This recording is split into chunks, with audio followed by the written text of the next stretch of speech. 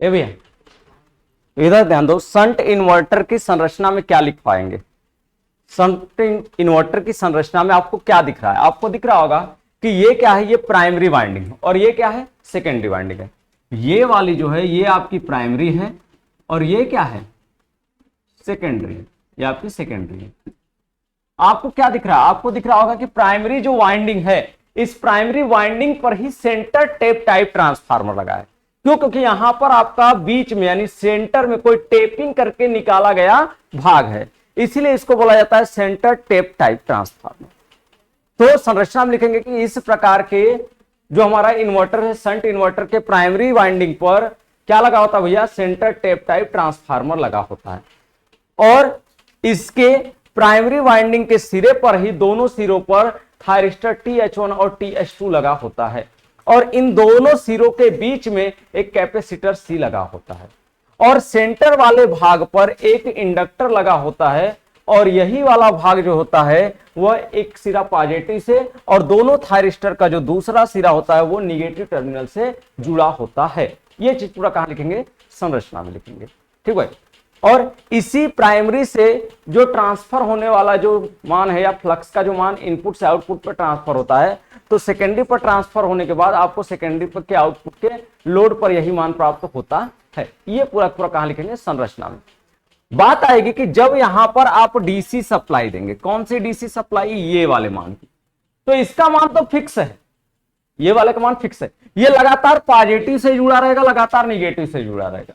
तो बात आएगी कि जब ये लगातार पॉजिटिव से जुड़ेगा तो ये सप्लाई कहां जाएगी, ये इंडक्टर से होते हुए जाएगी। इंडक्टर से होते हुए कहां पहुंचेगी आपका, तो इंडक्टर से होते हुए O से P के पास पहुंचेगी और O से कहां पहुंचेगी, Q के पास पहुंचेगी भैया। जब O से P के पास पहुंचेगी तो ये सिरा किससे जुड़ा है, माइनस से जुड़ा है और ये भी सिरा किससे जुड़ा है, माइनस से जुड़ा है। तो ये किस बाइसिंग में होगा, जब इसका ये वाला सिरा माइनस से जुड़ा हो और ये वाला भी सिरा माइनस से जुड़ा हो, तो ये दोनों किस में हो, अच्छा ये एन टाइप है ना, और एन टाइप किससे जुड़ा है, माइनस ना, तो रिवर्स हो जाएगा, फॉरवर्ड होगा ना। अरे भूल जा रहे हैं क्या, ये कैथोड पॉइंट है ना, ये कैथोड पॉइंट है ना, कैथोड पॉइंट माइनस से जुड़ा है ना, तो ये किसमें रहेगा, हमेशा फॉरवर्ड में। दोनों फॉरवर्ड में है, ये कहीं नहीं फॉरवर्ड है, दोनों फॉरवर्ड में, लेकिन दोनों काम कब करते हैं आपका, तो जब ये कैपेसिटर इंडक्टर से जब ये धारा आएगी, तो इंडक्टर से धारा जब ये पहुंचेगी कैपेसिटर में, तो पहले कैपेसिटर क्या होगा, कैपेसिटर आपका चार्ज होगा। तो कब तक चार्ज होगा, -2 VM वोल्टेज तक चार्ज होगा। हाँ कौन सा, इंडक्टर डीसी को बाईपास करेगा ना, इंडक्टर डीसी को बाईपास करेगा अपने द्वारा। जब इंडक्टर डीसी को बाईपास करेगा तो ये डीसी सप्लाई कहां पहुंचेगी, यहां से होते हुए यहां पे पहुंचेगी, कैपेसिटर को चार्ज करेगी, कैपेसिटर चार्ज होगा तो कैपेसिटर -2 VM तक चार्ज होगा। तो जिस काल के दौरान वह चार्ज होगा उसी काल के दौरान क्या होगी, ये सब पोलैरिटी जो होगी ये प्लस प्लस प्लस प्लस ऐसे बनी होगी, ये माइनस माइनस माइनस माइनस बनी होगी। तो इसकी एक सिरे पे पोलैरिटी पॉजिटिव वाली लगी है, जिसकी वजह से यहां पॉजिटिव पोलैरिटी का निर्माण रहा होगा और यहां किसका होगा, यहां निगेटिव पोलैरिटी का। तो ऐसे कंडीशन में ये वाला जो थायरिस्टर ये ऑन अवस्था में रहेगा कि ऑफ अवस्था में रहेगा, इधर समझो भैया, यही मेन पॉइंट है आपका। जब ये कैपेसिटर चार्ज होगा तो चार्जिंग के दौरान एक सिरे पे प्लस लगेगा और दूसरे सिरे पे क्या होगा, माइनस होगा। जब ये प्लस लगेगा तो प्लस वाला प्रभाव यहां दिखाएगा और माइनस वाला प्रभाव यहां दिखाएगा इसके ऊपर। तो ऐसी स्थिति में ये आपका किस कंडीशन में होगा, थायरिस्टर 1। तो थायरिस्टर 1 जो होगा ये फॉरवर्ड में जाएगा, ये थायरिस्टर 1 फॉरवर्ड में जाएगा और ये किस में जाएगा आपका, ये रिवर्स में जाएगा, जिसकी वजह से क्या होगा, आपकी जो धारा है वो इस थायरिस्टर 1 से होकर के क्या करेगी, आपका फ्लो होगी। तो ये यहां पर आपका जब इंडक्टर से आने वाली धारा की वजह से कैपेसिटर चार्ज होता है, तो कैपेसिटर जब चार्ज होगा -2 VM वोल्टेज तक, तो उस स्थिति में इसके एक सिरे पे पॉजिटिव का प्रभाव और दूसरे सिरे पे निगेटिव का प्रभाव होगा ना। और जब यही पूरी तरह से चार्ज हो जाएगा तो अब क्या करेगा, अब अपने आप को डिस्चार्ज करना चाहेगा।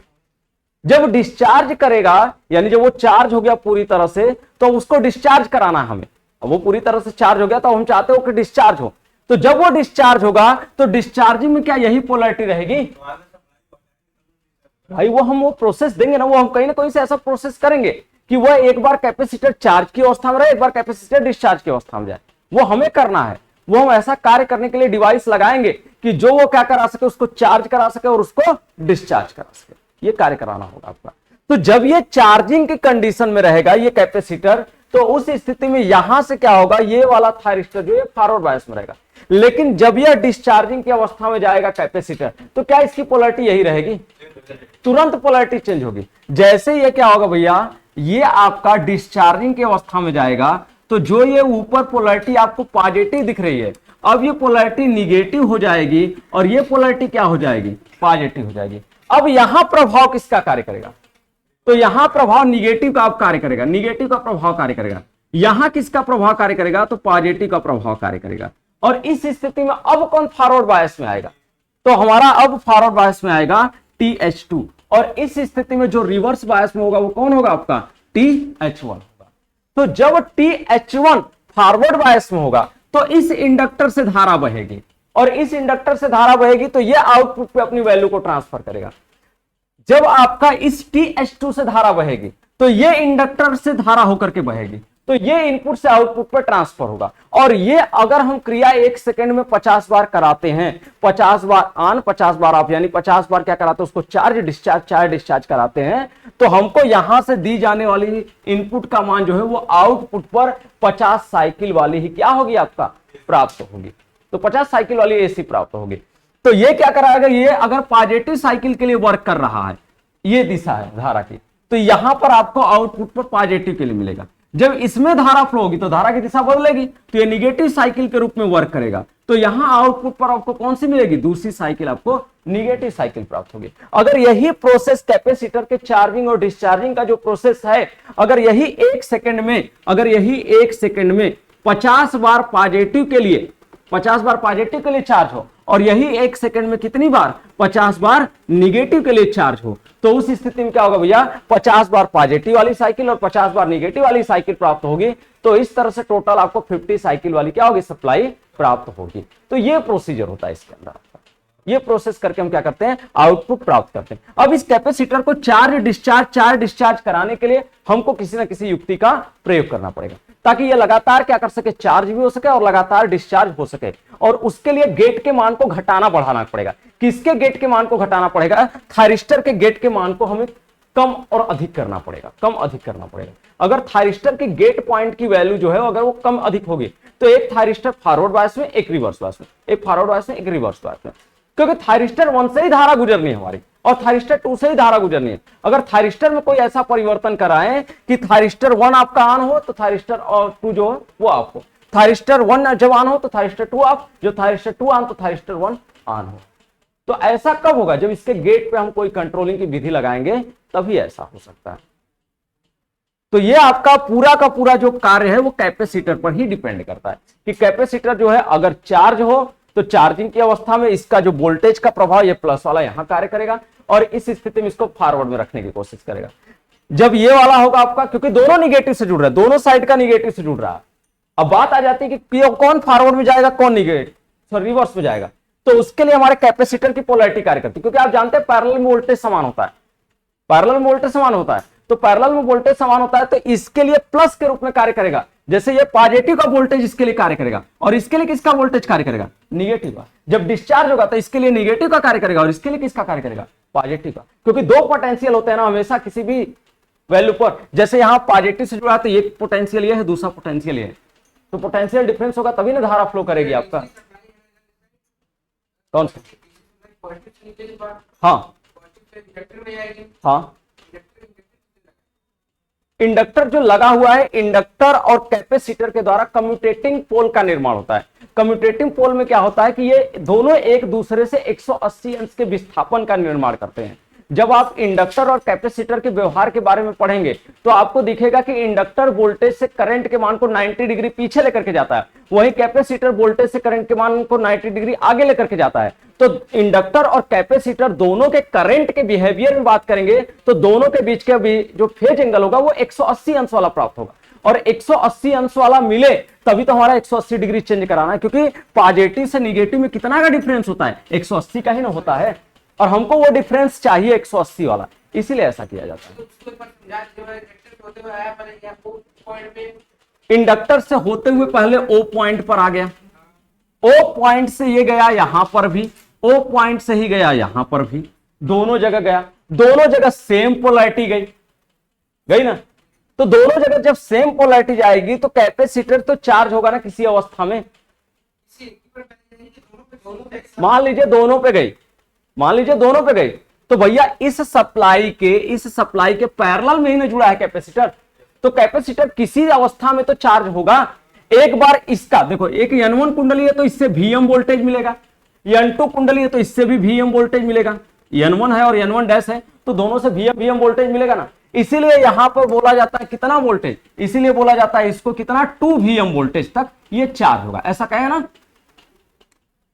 ये जो है जब ये साइकिल यहां से आएगी तो यहां पर इसका जो वोल्टेज होगा ये Vm होगा, यहां से यही जो मान आएगी इससे जाएगी तो इसका भी वोल्टेज क्या होगा, Vm होगा, क्योंकि दोनों तरफ कुंडलियों की संख्या सेम तो दोनों तरफ वोल्टेज सेम, ये भी Vm ये भी Vm, तो दोनों वोल्टेज Vm की वजह से ये क्या होगा, ये कैपेसिटर चार्ज होगा। और कैपेसिटर चार्ज होगा तो इसको कहा जा रहा है -2 Vm वोल्टेज तक चार्ज होगा। क्यों चार्ज होगा -2 Vm तक, क्योंकि अगर हम लूप बनाएंगे, लूप में धारा देखेंगे, लूप में इस तरह से धारा देखेंगे तो ये वाले से आकर के धारा इधर गई है, गई है, ये वाले से धारा आकर के इधर गई है कि नहीं। तो यहां पर दोनों में अलग अलग है आपका। जब हम लूपिंग लेंगे, किरचॉफ लॉ लगाएंगे तो दोनों के कारण जब वोल्टेज देखेंगे तो -Vm बराबर -2 Vm आपको मिलेगा। ये पोलैरिटी लेंगे तो पोलैरिटी में आपको -Vm से -Vm आपको मिलेगा आपका। जब -Vm से -Vm मिलेगा तो ये क्या हो जाएगा, -2 Vm मिलेगा। तो जब -2 Vm मिलेगा, क्योंकि एक वोल्टेज Vm इसका, एक वोल्टेज Vm इसका, दोनों के ना पैरेलल में है कैपेसिटर, तो Vm 2 Vm तक क्या होगा, ये कैपेसिटर चार्ज। तो ये कैपेसिटर पहले पूरी तरह से 2 Vm तक जब चार्ज होगा तो ऐसी अवस्था में थायरिस्टर TH1 ऑन है आपका। जब यही कैपेसिटर अपने आप को डिस्चार्ज कर रहा है तो डिस्चार्जिंग में अपनी पोलैरिटी को चेंज कर रहा है, और जब डिस्चार्जिंग में अपनी पोलैरिटी को चेंज करेगा तो उस स्थिति में यहां पर ये पोलैरिटी कार्य करने लग रही है थायरिस्टर 2 के तहत, आपका थायरिस्टर 2 के लिए वर्क कर रही है। तो इस स्थिति में क्या हो रहा है, थायरिस्टर 2 ऑन हो रहा है और थायरिस्टर 1 क्या हो जा रहा है, ऑफ हो जा रहा है। तो ये जो है कैपेसिटर, ये कैपेसिटर की चार्जिंग डिस्चार्जिंग पर ही डिपेंड कर रहा है धारा की दिशा। जब कैपेसिटर चार्ज हो रहा है तो धारा O से P से होते हुए इस तरह से फ्लो कर रही है, ऐसे फ्लो कर रही है, ये धारा इस तरह से फ्लो कर रही है, ऐसे ये फ्लो कर रही है। जब कैपेसिटर चार्ज हो रहा था तब, जब यही कैपेसिटर क्या हो रहा है भैया, डिस्चार्ज हो रहा है, तो डिस्चार्जिंग की कंडीशन में धारा तो इधर से ही आ रही है लेकिन ये धारा ऐसे फ्लो कर रही है, इस तरह से फ्लो कर रही है, ये धारा ऐसे फ्लो हो रही है, ये तो ये धारा इस तरह से फ्लो हो रही है। कब, जब ये डिस्चार्ज हो रहा है तब, और चार्ज हो रहा है तो इससे फ्लो हो रही, ओपी से फ्लो हो रही, और डिस्चार्ज हो रहा है तो ओक्यू से फ्लो हो रही, क्योंकि भैया धारा की दिशा का फ्लो होने का जो डायरेक्शन है वो वही रहेगा आपका, पॉजिटिव से निगेटिव ही जाएगा, चेंज नहीं हो जाएगा कि निगेटिव से पॉजिटिव जाने लगे। तो हमारी जो धारा फ्लो करेगी वो यहां से भी धारा आएगी तो ये ओपी से ही जाएगी, ओपी से ही होते हुए इस तरह से जाएगी, और यहां से धारा आएगी तब भी ओक्यू से होते हुए ही धारा जाएगी, जाएगी ना आपका। तो ये चीज है। तो ये धारा क्या होगी, ये धारा दोनों में क्या होगी भैया, बदलेगी, एक बार ओपी में कुछ समय के लिए, एक बार ओक्यू में कुछ समय के लिए, तो ये लगातार चेंज होता रहेगा। जब लगातार चेंज होता रहेगा तो यही मान लगातार कहां होगा, N2 पे बदलेगा, और जब यही मान लगातार N2 पे बदलेगा तो आपको क्या होगा, N2 पर आउटपुट आपको प्राप्त होगा। यही प्रोसेस लगातार क्या होगा आपका, चलता रहेगा। हेडिंग डाल लीजिएगा सीरीज, सीरीज इन्वर्टर।